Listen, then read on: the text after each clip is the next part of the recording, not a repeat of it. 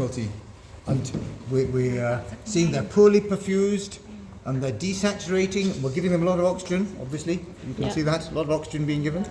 And we're listening, and we're listening wide. Oxygen. And that you be the oxygen, you be oxygen. So then we think, oh, we'll transilluminate. Oh, look. Look. Air. Look, there's so much air in this side. So much air. Được. So we Được, think thầy bảo được. this baby Thầy bảo được. is becoming bradycardic. It's an emergency. So while the team are getting the equipment together, putting a drain in, we're going to get this. We're just going to quickly clean the chest. Thôi bỏ cái tay oxygen ra nhìn cho nó rõ đi. Là mannequin mẹ. And we're going to put this in, and can you suck on the syringe? Oh yes, there's a lot of air. Keep going, go. And then turn the no other way. Oh yes. Mở cái kia ra. Mở. Stay connected. Take that off. Yes, take that off. There we go. Quay ngược cái chảo ba lên, quay lên. And again, keep going. Rồi. Cái này không biết dùng nữa, cho về học lại. So you can see we're getting a lot of air. Cẩn thận đẩy cái vào đây. Don't pull. Để thẳng lên đây. You can see why you need Nuôi ra. Mới nhìn được chứ. Ồn ào quá. So I have to hold here very carefully because you can see, otherwise there's a danger it pulls out. The chest wall is about 5 millimeters thick. It's about a half a centimeter. So this is much too long. So you can't put the whole thing in. As the lung comes up, the lung will be repeatedly injured. It's one of the advantages of using a cannula. I won't open this because it's the wrong cannula. But with a cannula, you put it in, take the needle out, and then you connect your extension piece on, and then as the lung comes up, it only hits the plastic. There's no needle anymore. Này thì nó sẽ không xuống được nữa. Tức là cái người giữ ấy, thì sẽ chắn vào cái đây. If preterm is thin in the thorax. So yes, the preterm will be thinner, but yeah. If they're an infant diabetic mother with a big chest, you might need a bit, but still only not so much. Maybe it's a little bit more, but not so much. Okay. But we can't leave this in, can we? So we now must proceed to. You could, in the real world, you could keep doing that, and I would go and get the chest drain. Okay, but we'll take this out for now. We've got some pictures of this. Enough? Yes. Happy? Okay. Yeah, happy. So we're But really, we keep doing that if we were still getting air until we put the drain in. Lâu sáng. Tức là chọc kim thì mọi người biết rồi, chỉ có một nửa thôi, không chọc sâu. Còn nếu với mình sử dụng cái cannula này thì nó sẽ có lợi thế hơn, đấy là khi mà mình cho vào khoảng tầm 0,5 thì mình rút cái lòng ra, thế bên trong thì là cái plastic, thì bên trong nó sẽ không làm tổn thương phổi và sâu. Đấy là như thế. Và cái trường hợp này là tràn khí rất là nhiều, đấy là mình sẽ một người tiếp tục hút và một người sẽ thực hiện dẫn lưu. If you use a cannula, be careful not to let it bend. You must support it, because if it bends, it won't give air anymore. Like a straw in a drink, it's got to be straight. The cannula is soft, and so once you've got just the cannula there, it could bend to the side. So you must support it and let your colleague pull the air, or put the air in a bottle, and just drain. The more pressure the chest's under, the less you need to worry about how you do it. Just put something in it, it'll just come out. Just let it go. And a baby in a ventilator won't suck air in, it can only come out. Spontaneously breathing baby could suck air in, so you should do this. Okay, we can put the lights back up. Rõ không? Nãy là thầy bảo là cái thành ngực của em bé nó chỉ khoảng nửa cm thôi. Và khi mình đưa cái kim bướm vào ấy thì mình cũng đưa khoảng từ đấy thôi, và cái kim bướm của mình thì nó dài khoảng 1 cm. Và nếu mình đưa hết cái hút cái kim ấy thì có thể là khi mới đầu vào thì không sao, khi mà em bé đang tràn khí thì khoang nó rất là rộng. Nhưng khi mà mình hút khí ra ngoài bớt khí cũng nở chạm vào. Là cái phần nhu mô phổi nó sẽ bị cái kim bướm đấy làm tổn thương. Và tốt hơn là mình sẽ dùng cái kim luồn, tại vì khi chảy máu gì lúc đấy nó tràn khí tiếp. Hút mãi không hết khí, xong rồi xẹp hết phổi. Khi mà cái phổi nó nở ra được. Tuy nhiên thì cái máu thì không sợ, plastic vì máu nó thì mềm nó ấy. nhỏ. Thế nên là khi mà mình cầm có thể là cái phần plastic thì nó sẽ di chuyển ở trong cái Bóc ra, không cần giữ đâu, mình hai người, một người hút ở đầu kia là được.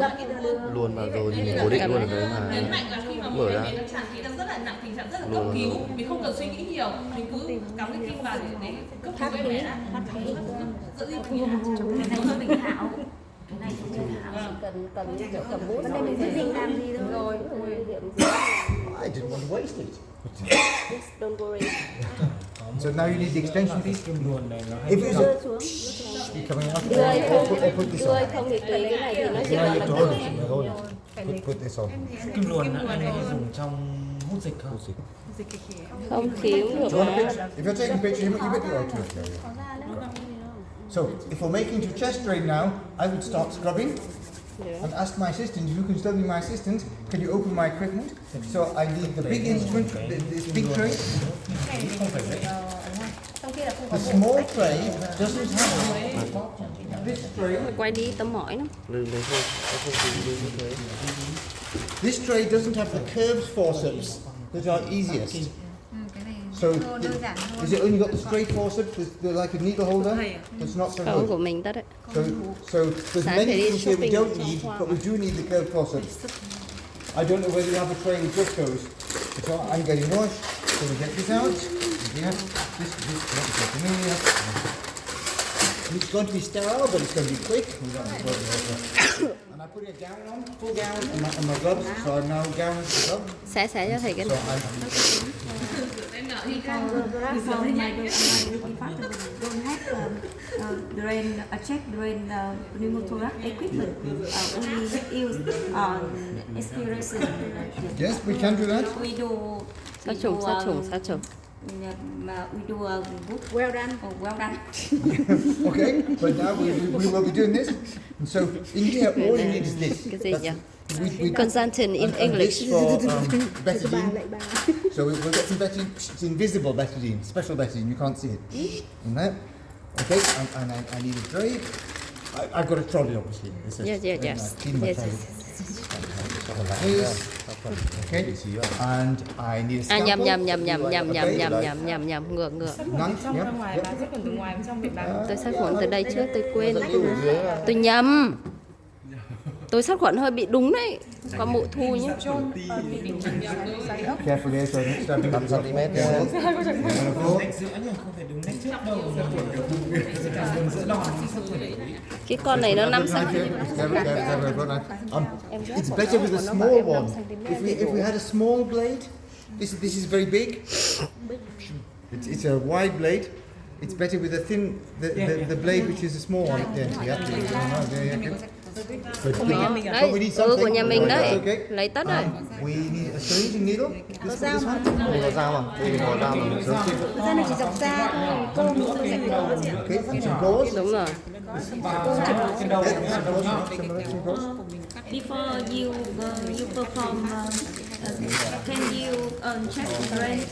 You can use directional review.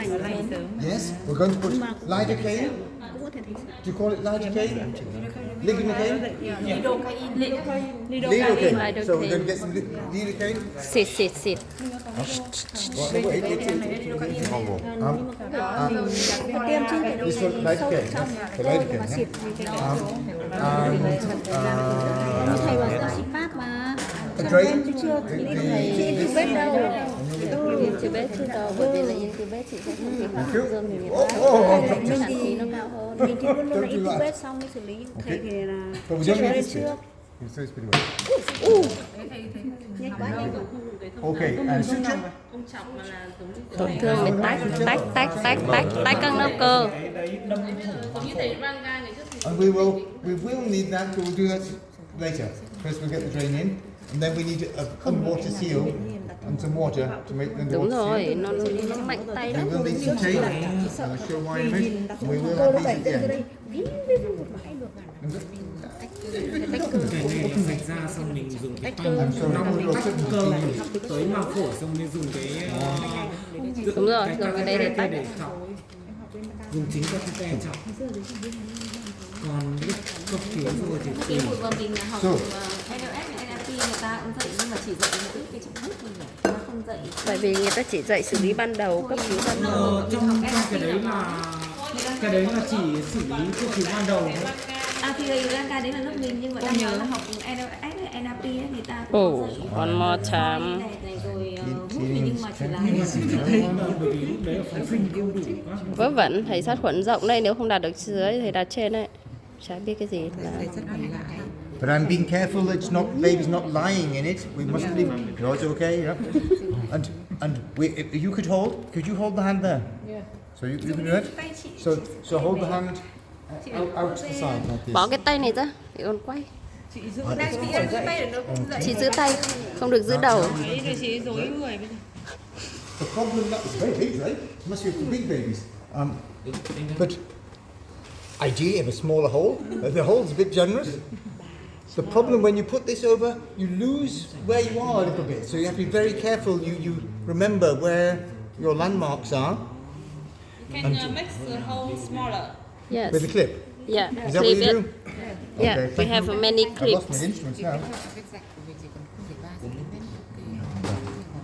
Okay. Okay. So we can. Tay chị to. Đúng rồi. Is that better? Okay. Yes. And so now we've got to be careful. We are avoiding the nipple.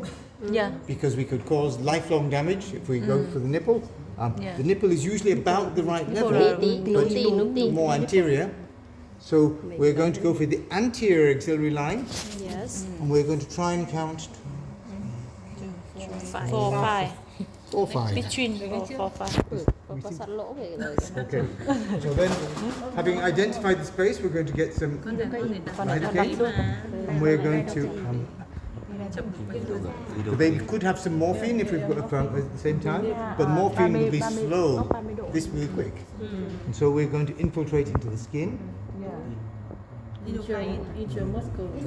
Thầy Then không we're going to infiltrate more deeply.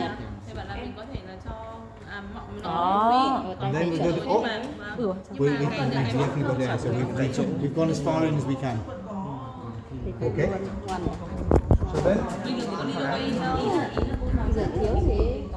thank you. Nhưng mà cái này là chưa đặt ống cô ạ. Cái này chưa đặt ống. So we're going to make sure the baby is as comfortable as possible. I would like a handle to put on here, but we couldn't find one. You just have to hold in your hand. Is that what you do? Or someone said you can hold this in one of these. No, it's difficult. cầm tay dễ hơn. Is that good? Cán. Cán đúng rồi. Cán đẩy vào lên đóng cục phát. So we're going to try and cut above a rib, but of course for small babies the gap is very small. But we're going to try, if possible, not to be at the bottom of the rib, because the blood vessels run underneath the rib. So it's safest just over the top, not under the bottom. But in babies the gap is very small. So we're going to make a. So we're going to make a horizontal cut. Bờ trên của xương sườn dưới chứ. Nó liên quan đến thần kinh mà. Nó mạch thần kinh đấy. Đúng rồi, bờ trên. Bờ trên của bờ xương trên sườn thôi. Chỉ cần nhớ mỗi bờ trên thôi, không nhớ xương sườn gì hết. Đúng rồi, nó không liên quan vào mạch thần kinh. Đúng em So còn nhớ thế. Nhớ lắm là Vào có mạch thần kinh. in the line of the axilla, so here, further back. Here. We're going to make a cut here. Đấy, thầy cắt rất sát cái bờ trên đây này. Thầy đi ngang. Thầy đi ngang kia. Cắt lại đi. Again. Practice again. Không nhìn thầy. We're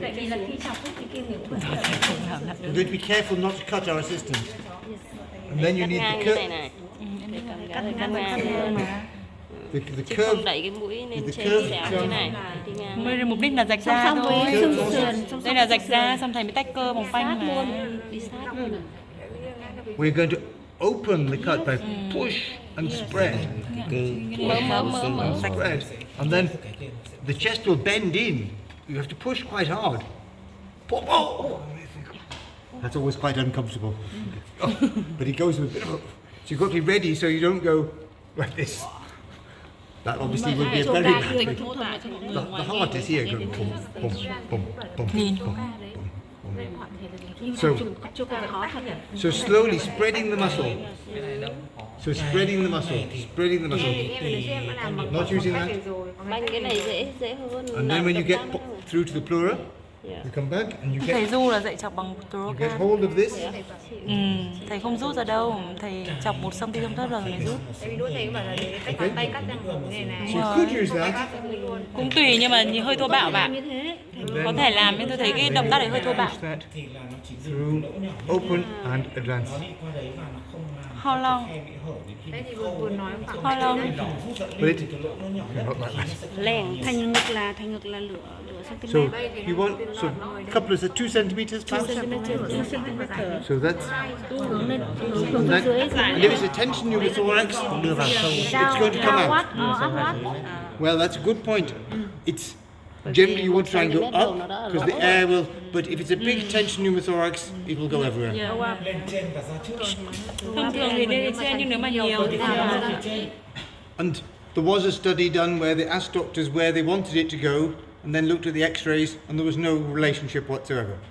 If they said, I want it up, and it went down, and they said, I want down, and it goes up. So just Nhưng sao hôm qua cái dẫn lưu của thầy nó lại hình cái đuôi lợn nhỉ? Cái đấy là cái loại đấy đấy. Loại khác. Cuộn đấy mình chưa nhìn bao giờ. nó là big tail nhưng mà cái đấy là dẫn lưu trước sinh con chị ạ. Nhưng mà sau sinh thì không phải mà. Dẫn lưu dịch dẫn chấp. at this point, we would connect that, but it's not possible. We don't have, it doesn't connect, it doesn't connect. It's a different, this seal set is for an adult brain. And we need a connector here to join this to that. It's not possible.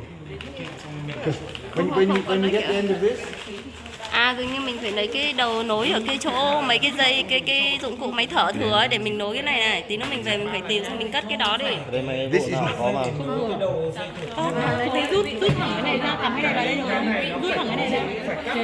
Rút thẳng cái đấy ra. Lên liền là rút nào. Lên liền mà. Xong đấy, xong dịch. hoặc là cắt we cut the top of hơi ngắn. the suction Khó là cắt cái này the rồi. two connect. okay, there must be a better way. Yes, and There must- after there must be a connecting, we use fitting. outside to cover out. Okay, Yeah. but there must be a connector Để là which khí nó joins the two khí ra together. chứ không có chuyện khí nó chui vào đúng không? Màu xanh xanh ấy, Khi cái trong này nó hết khí nó là nó sẽ tension vào. chị ạ. Nên là chị vẫn phải còn này. Tức là nó đang nhiều khí thì Nó nó đang là sẽ tension, nó sẽ là thực ra cái này thì trừ khi nó hết khí nó áp Cho nên mình không phải lo là đến lúc bỏ ra là khí So we'll just pretend this is here for now. người ta phải dẹp đấy. cho nên kệ nó. It'll just sit for now. We're imagining that's all. We'll do some bubbling in a minute, but but first we'll stick this in, and you can see it wants to fall out now. And so it's very important that someone holds on to this because otherwise I turn to get this, and everything falls out. So somebody has to hold this very. Not in. You can't do that. So you're not sterile, but you can hold out here. You see, like this, and not let this pull. Cái gì? Okay. So now we need to put some sutures in.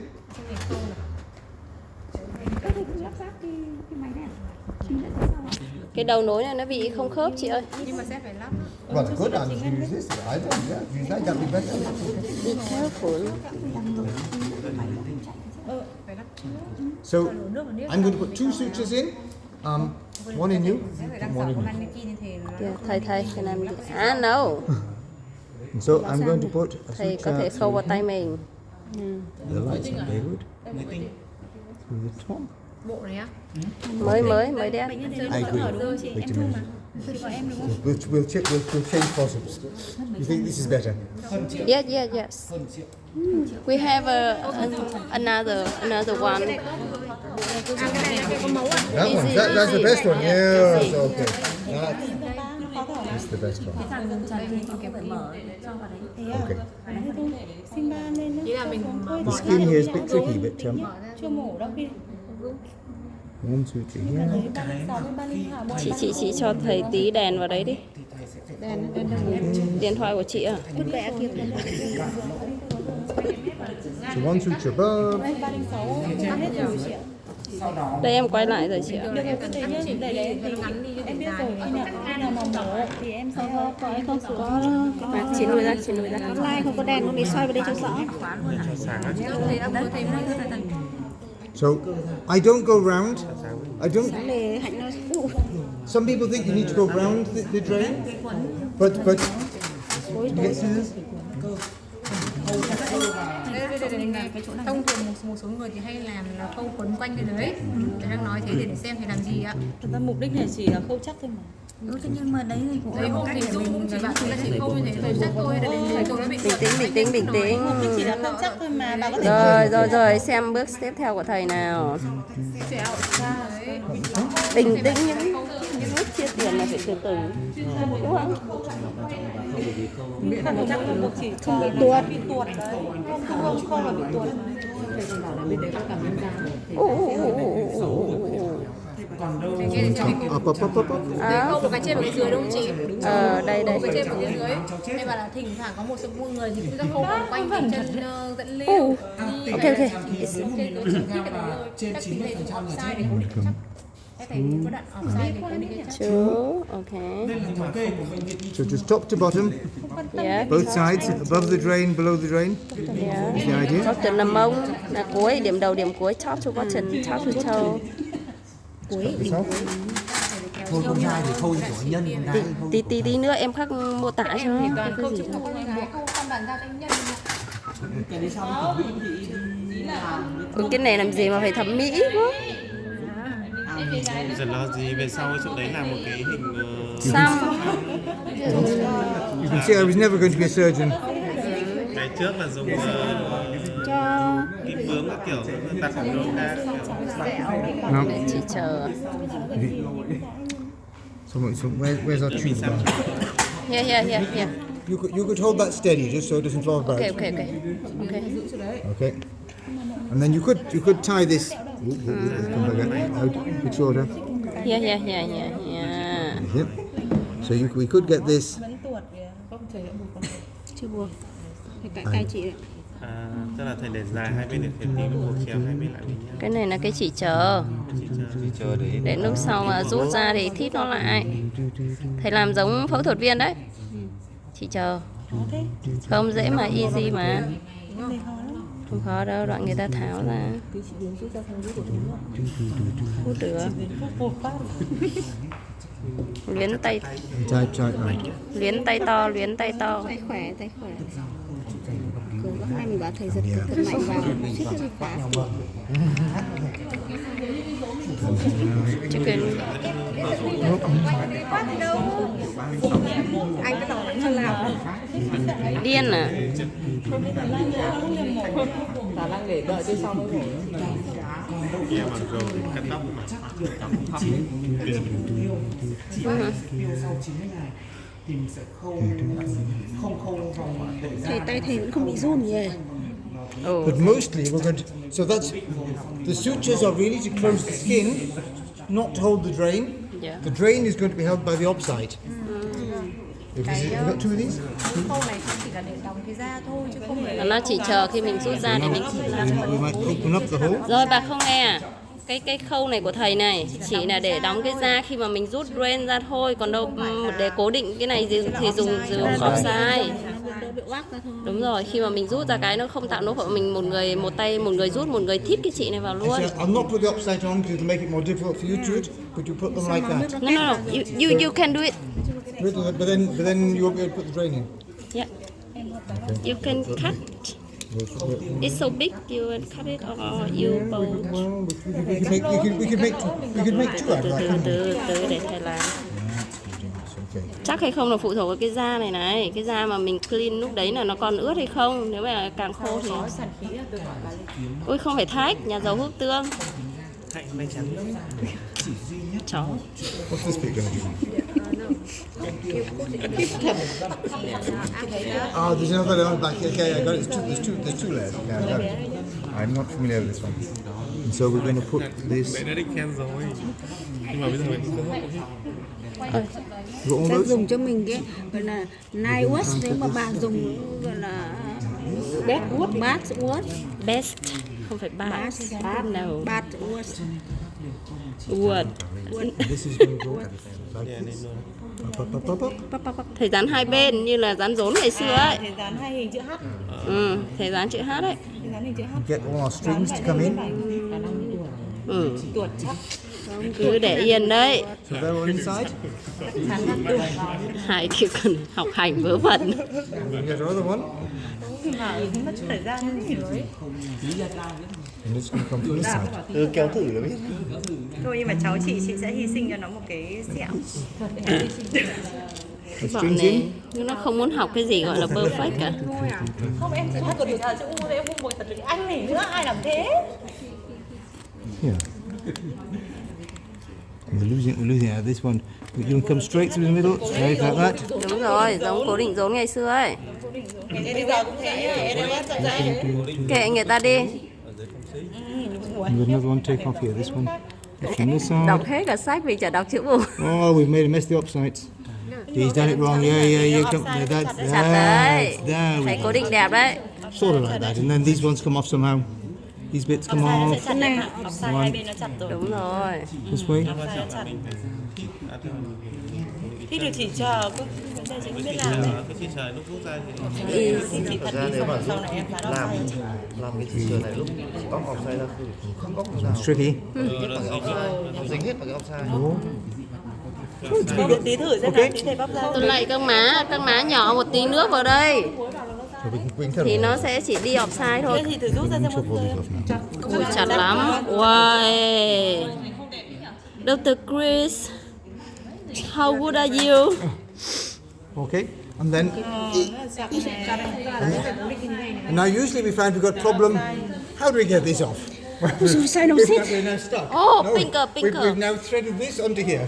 That's always a problem. So at some point we're going to have to. Mình phải bỏ cái kia ra xong rồi mình This is going to come all the way back down here like this. Down.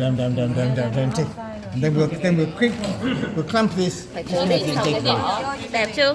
bỏ cái này ra chị ạ. Dr. Chris, can you take out